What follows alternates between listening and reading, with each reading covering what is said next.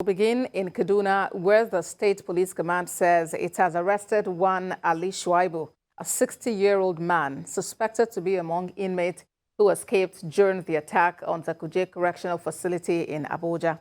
Spokesperson of the command, Muhammad Jalige, said the suspect was arrested at a location in Kaduna while on transit to Kano, his home state. In the meantime, Commissioner of the Kaduna Police Command, Yekini Ayoku, has directed that the suspects be handed over to the Nigerian Correctional Service operatives after necessary protocols are completed. Well, armed Boko Haram terrorists suspected to be members of the Islamic State West African province have ambushed a convoy of military troops and civilian joint task force, killing the chairman, Bukar Mandama, and other vigilante in Gubbio local government area of Borno State. A member of the CJTF who sustained gunshot injury has been evacuated from the scene and now receiving treatment at the State Specialist Hospital, Maiduguri. Unconfirmed reports also revealed that some security personnel were affected in the ambush, as sources claimed that 5 people were killed in the convoy, including the vigilante chairman, Mandama. TVC News gathered that some residents on Sunday cited Boko Haram's convoy with 2 vehicles and motorcycles heading towards the rural grazing area under construction at the outskirts of the town to cause havoc. But the military authorities in Gubbio mobilized and deployed troops with some men of the CJTF to provide adequate security to the facility. From Borno to Zamfara, where the state government has suspended the emir of Birni Yandoto of Safi local government area, Aliyu Marafa, for conferring a chieftaincy title on a notorious bandit leader. Secretary to the state government, Kabiru Sadana, announced the suspension of the emir. The notorious bandit was turbaned as Sarakin Fulani, which is translated as Chief of Fulani of Yandoto Emirate by the emir. News of the turbaning ceremony, along with photos, went viral, generating outcry and outrage. Apart from suspending the emir, Governor Bello Matawale approved the appointment of a committee to investigate the circumstances leading to the action of the emir. Away from that, Adamawa State government says it will soon commence fertilizer production in order to boost the nation's food security. That is according to Governor Umaru Fintiri, who spoke at the end of a 7-day training in waste management organized by the Northeast Development Commission. TVC News' Owolabi Adenusi filed in this report. About 20,000 residents of Adamawa State rely on waste for their livelihood. Among them are unemployed youths and almajiri who have turned scavengers. The Northeast Development Commission, in line with its core mandate, is engaging selective youths on the economic advantage of waste and need to keep the environment safe. Waste, as we know, is a major contributing factor to a lot of diseases and illnesses in the region. So if it is carefully managed, it can lead to a hygienic and clean environment for the people of the society. Not only that, it can serve as a source of income to our youths in the society. The state government at the occasion disclosed its intention to establish a company that will turn the waste into fertilizer to increase state's internal revenue. The Commissioner for Environment and Natural Resources Development, Shuaibu Audu, who observed that domestic and industrial waste pose challenges in the country. He noted that the negative consequences of waste on human health, agriculture, and infrastructure cannot be overestimated. There's a proposal to establish a recycling plant in the state. So once that is done, you will see trailers going down south with waste to recycle in the south.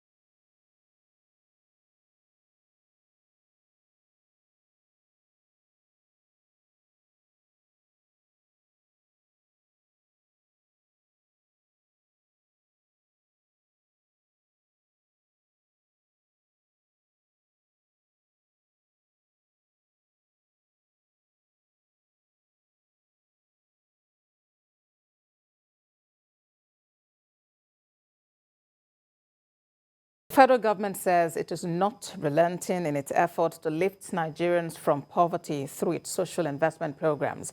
The Minister of Humanitarian Affairs, Disaster Management and Social Development, Sadiya Umar Farouk, spoke at the training of independent monitors in Owerri, the Imo State capital. TVC News' Prince Oba reports. The National Social Investment Programs were established in 2016 by the federal government to tackle poverty and hunger across the country.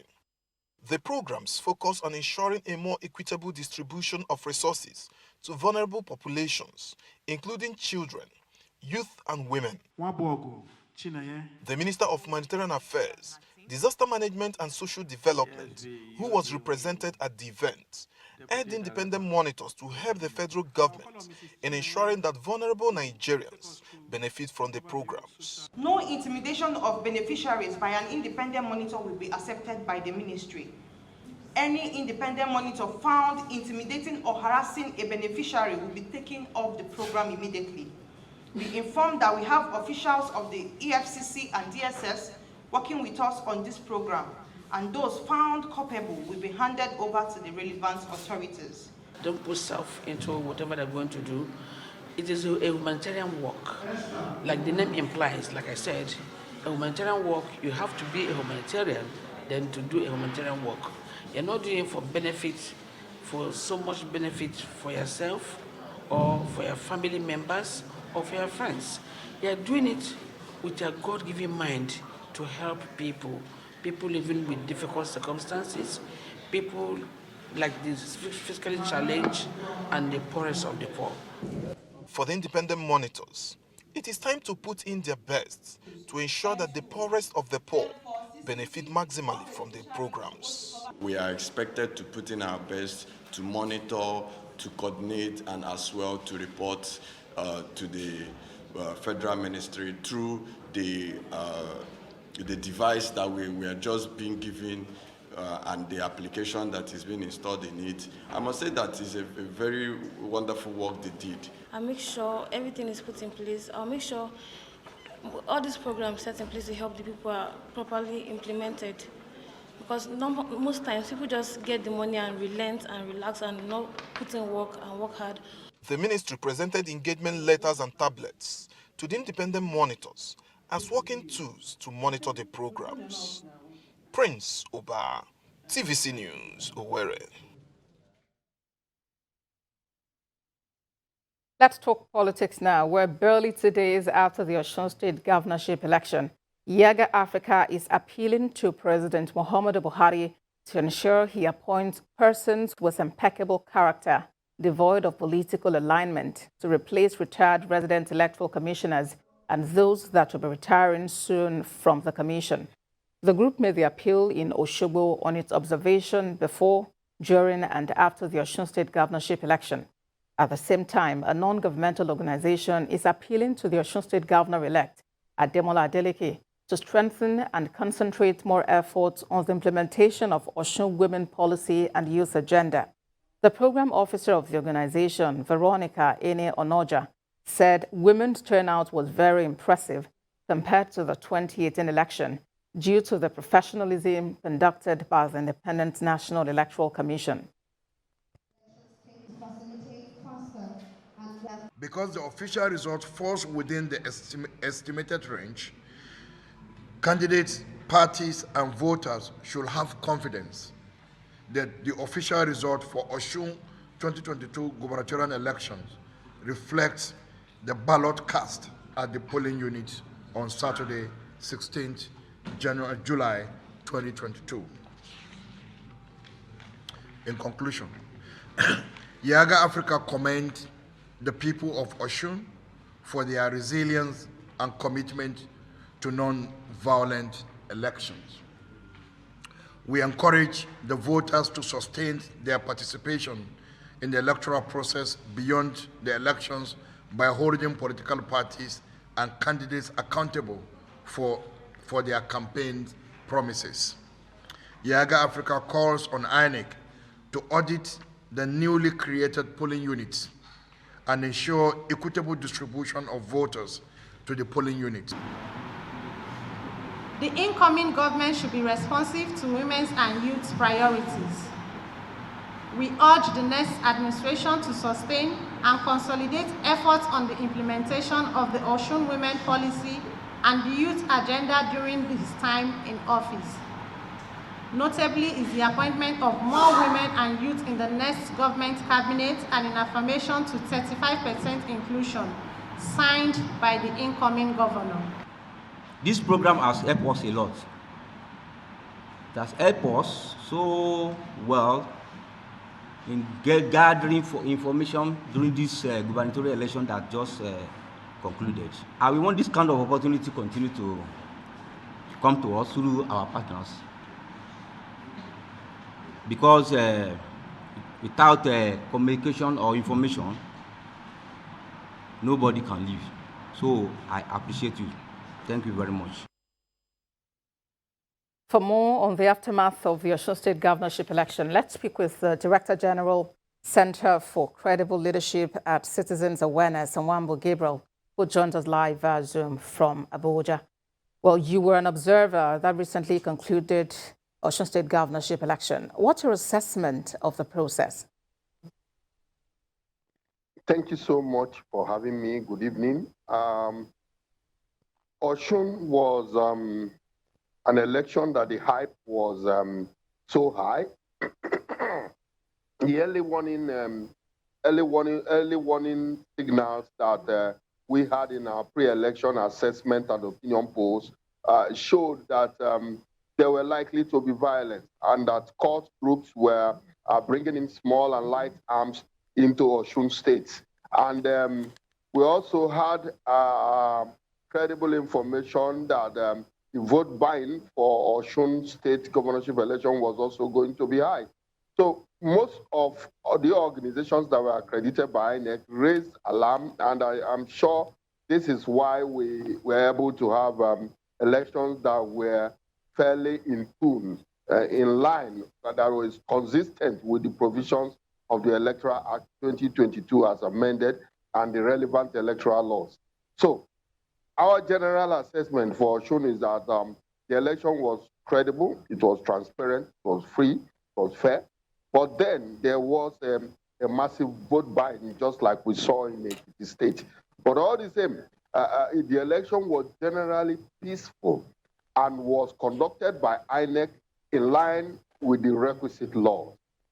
Well, we're nearing an election year, and of course, all eyes are on INEC. There is this innovation, the bimodal voting accreditation system, BVAS. What impact do you think it had on this poll? Yeah, this election in Osun State is the first time that the BVAS technology is being used as against the conventional card reader machine. Now, we saw the way the people adapted to the new technology. And the new technology enhanced, the requisite viewing, that is viewing in INEC viewers portal, where voters have to see elections uploaded directly from the Form EC8A, that is the polling unit level. It shows a lot of transparency. It shows a lot of non-committal in terms of the electoral management body. It shows transparency in line with the relevant electoral laws. But what we are saying essentially is that this election in Osun State is an off-season election. And for off-season elections, INEC has to deploy all its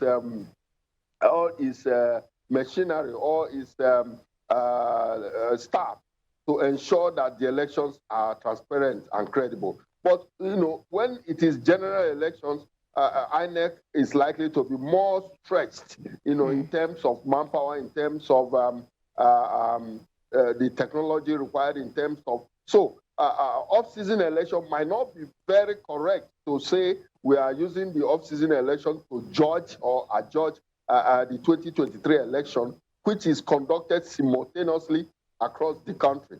But however, the Osun State governorship election is even an improvement from that of the Ekiti. We also noticed that the BVAS technology performed at 97% accuracy in terms of optimum performance.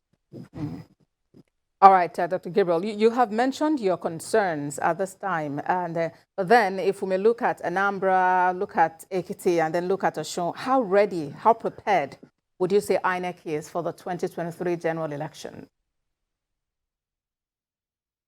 Yeah, well, last year when Anambra had its own governorship election, as at that time, the 2022 Electoral Act as amended has not been signed into law as at that time. So the proper judgment should be Ekiti and Osun, which is facing the new law, as it were, and of course the BVAS technology. I think INEC has shown that he has capacity, he has competence, he has shown readiness to actually conduct the 2023 election. And we would want to encourage INEC to continually remain unbiased, in terms of its performance in the election as required by law. So what we are saying essentially is that INEC has performed creditably well in terms of this Osun State governorship election, and then we encourage them to keep it up and ensure that people with impeccable character, especially as it affects the professors who are always collation officers in the local government and the state level, are of impeccable character. All right, a great point to end the conversation. Director General, Center for Credible Leadership and Citizens Awareness, Nwamba Gabriel, thank you for joining us on TVC News at 7. Thanks for having me. To some other stories now. In Oyo State, Bayo Adeleke Lawal has been sworn in as the new deputy governor. Bayo Lawal was sworn in by the state chief judge, Justice Mukhtar Abimbola, senior advocate of Nigeria, after taking the oath of allegiance and oath of office that was conducted by the state chief judge. Governor Seyi Makinde, in his speech at the swearing-in event, urged the new deputy governor to take the welfare of the people of Oyo State as his priority. Mr. Lawal was sworn in at the Exco Chamber of the Governor's Office, Agodi Secretariat, Ibadan, following the approval of the State House of Assembly, which earlier impeached the former deputy governor of the state, Rauf Olaniyan, for misconduct and misappropriation of funds, among other allegations leveled against him.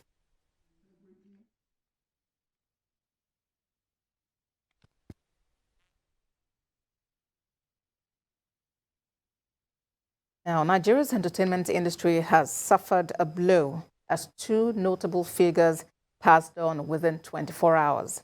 Veterans Shola Onoiga and Ada Ame are said to have died between yesterday and today. Theophilus Elama report, after which we'll have business news. 3 weeks and you're complaining. Do you know how long?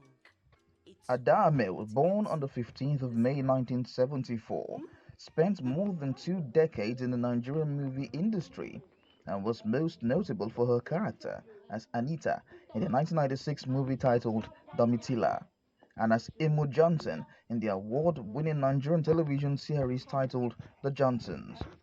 If you say now, you waiting for where now? If you say now me, I go give them fine now. Make them break their knees. I beg you. Ada Ame, a native of Idoma in Benue State, was born and raised in Ajegunle, Lagos State. She received both primary and secondary school education in Lagos State, but would eventually quit school at age 14 as a result of childbirth. In 1995, she officially became part of the Nigerian movie industry and received her first movie role in 1996, where she played the character Anita in the movie Domitila.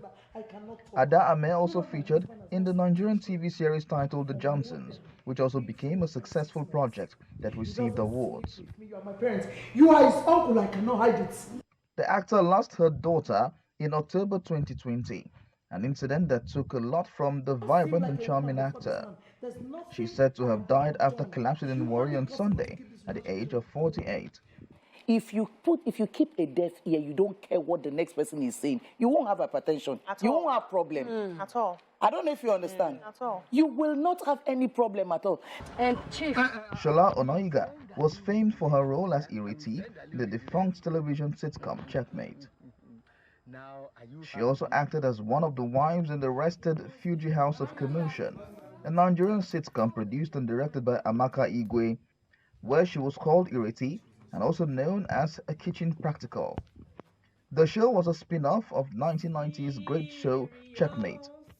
Shola Onoiga's first professional job was in The King Must Dance Naked.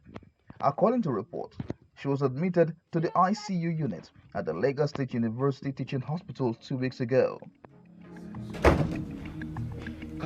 What is this one doing? it is my week from tonight, so... When I have not eaten anything. So where is peace, Daddy? Peace! Please, oh! Please, come and find peace! What is all this? Every time.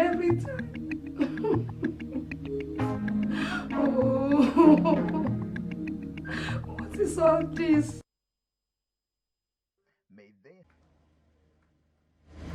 In the meantime, presidential candidate of the All Progressives Congress, Asiwaju Bola Ahmed Tinubu, has condoled the family of the former APC women leader, Kemi Nelson. Asiwaju Bola Tinubu describes her death as a huge loss to the state and the country at large. A great woman, committed, patriot, and highly respected and very industrious. The death came as a sudden shock to all of us. It proves a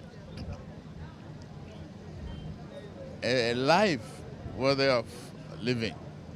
It's a very sudden and sad event for us, but God knows best, and may He accept our soul in heaven. And we will continue to make sure she didn't die in vain for all the trouble she has gone through in life. The Central Bank of Nigeria's Monetary Policy Committee has started its bi-monthly meeting it's holding at the moment. This came as analysts at the Codros Securities predicted that the MPC will retain the lending rates in the market after its July meeting. The analysts disclosed this in a daily research that the MPC will keep its rates unchanged despite the external pressure. They add that on the balance, they expect the committee to retain MPR at 13% alongside with more other monetary policy parameters to allow previous policy actions to permeate the economy. Meanwhile, the International Monetary Fund says it will significantly reduce its forecast for global economic growth in its next update. IMF's Director for Strategy, Policy and Review, Mrs. Celia Prezagrolu, who made this known, disclosed that the IMF World Economic Outlook report expected to be released on July 26 will downgrade its forecast substantially as part of a global response to surging inflation and recessionary fears. The director of the IMF adds that the surge in food and energy prices, slowing capital flows to emerging markets, the COVID-19 pandemic, along with a slowdown in China, made it more challenging for policymakers to work out an effective economic strategy in its last report. The IMF downgraded its outlook for global growth in 2022 to 3.6%, but upgraded Nigeria's economic growth rate at the same time. Parthian Partners Limited has expressed readiness to support various schemes of the Central Bank of Nigeria, especially those targeted on financial inclusion, agriculture, and food security. Group Managing Director, Chief Executive Officer of the firm, Mr. Oluseye Olushoga, made this known at the event put together by the firm in Lagos. We have details in this report. Amid the unabated macroeconomic issues that has continued to hamper the growth of the Nigerian business environment, leading to the closure and relocation of some businesses to neighboring countries, some companies have remained resilient, stable and thriving in the face of these daunting challenges. In light of this, industry stakeholders in the Nigerian investment and financial services sector who have converged on Lagos to celebrate Parthian Partners for its landmark achievement in revolutionizing the capital market, lauded the firm for defying all odds in the past 1 decade. It's going to take Nigerians to build Nigeria. Now, for those who choose to jackpot, as they say, is their loss. Honestly, because I think there's so much to be done in this country, so much money to be made, so many problems to be solved, that I will implore all the young people in this room, because this is what I call this a youth-dominated celebration, to take a cue for what she has done. Starting off this company 10 years ago, nobody actually imagined how much we would have been able to achieve. I mean, like Parthian Partners today was the first interdealer broker in its space, the first non-banking financial institution to issue a 20 billion naira commercial paper that was oversubscribed and was fully paid back on time. And I think that for us is like, it's groundbreaking for not just ourselves, but also for the whole financial market system. The Chief Executive Officer of Parthian Partners, Mr. Olusheye Olushoga, wants the Apex Bank to be more strategic in policies instituted to help reflect current economic realities. The MPC meeting, yeah, they might say, let's raise interest rates, but for me, it's irrelevant, actually. I think that Nigeria's inflation, we all know, is driven by oil price, and oil started to come down, right? But that doesn't mean that people are not already feeling the hardship, because other raw materials are actually imported. And as long as we continue to import a lot of things, inflation is actually going to rise. This is generally facing a lot of challenges. It's a tough time at the moment, and it's not just peculiar to Nigeria, it's a global issue. I mean, coming out of the pandemic as well as the looming recession, I think that it's a tough environment. However, there's still opportunities for businesses. Highlight of the event was the recognition of outstanding staff for their long and excellent service towards the productivity and advancement of the financial service firm. Blessed Omonose, TVC News, Lagos. Share prices rose sharply at the stock exchange following improved transactions in trade sectors. Effiong Ekop reports on markets. Incentives arising from trade results of companies in their second quarter business raised the tempo of transactions at the stock markets. Many fund managers made quick moves to add banking stocks to their portfolio plans. Seplat, operating in the oil and gas market, took the highest benefit of 10% from trade gains. Other companies that made big gains were Cornerstone Insurance, RT Briscoe, Wema Bank, and Fitson Pharmaceuticals. On the lower side of business were CWG, Academy Press, Honeyflower, NACO, and Regal Insurance. Improved trade volume of 116 million units of shares were traded in the market with business value at 3.46 billion naira. Effiong Ekop, TVC News, Lagos. Share markets rallied today following a much-needed bounce on Wall Street, though nerves were stretched ahead of a near-certain interest rate hikes in Europe and another round of corporate earnings reports.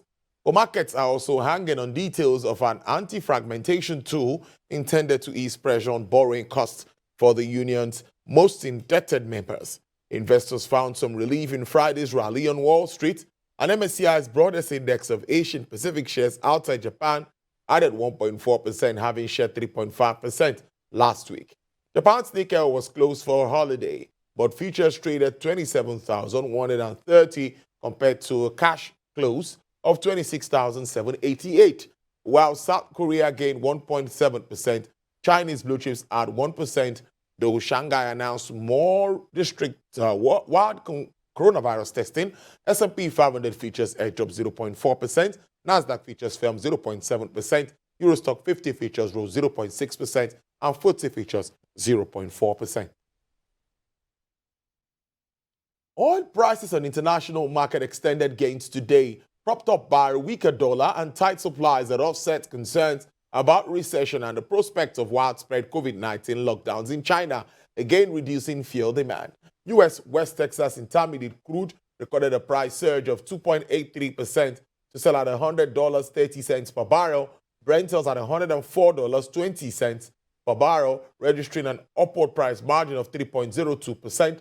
Bonnie Light is starting the week in the red territory with a price decline of 9.90%, sell at $118.10 per barrel. For the OPEC basket, crude oil dealers offer $102.70 per barrel with a price drop of 1.68%.